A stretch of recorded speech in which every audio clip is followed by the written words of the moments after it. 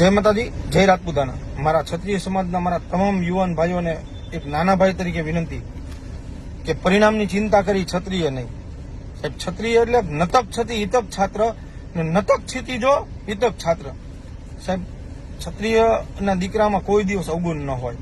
ક્ષત્રિય એટલે કે જેને કોઈ પણ જાતના સીમાડા અડચણરૂપ ન હોય, જેને કોઈ સીમાડાનું બંધન ન હોય, એ ક્ષત્રિય।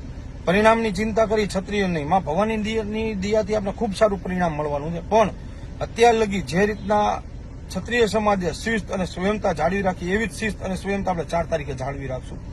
કારણ કે વિજય જોઈને યુદ્ધમાં જાય ને એ તો રાકા હોય, પણ સાહેબ 1.25 લાખની ફોજ સામે હાવદની જેમ એકલો ડગલા માણે ને એ મારો ક્ષત્રિય સમાજ।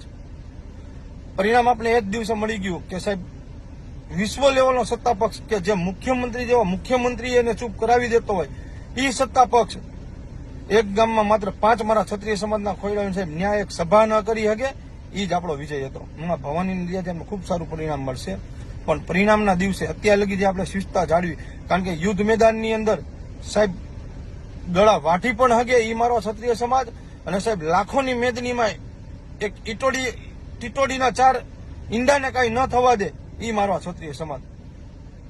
બે હાથ જોડીને હજી એકવાર મારા યુવાન ભાઈઓને વિનંતી કે પરિણામના દિવસે ખૂબ શિસ્ત અને સ્વયંતા સાથે આપણે અવસર ઉજવશું।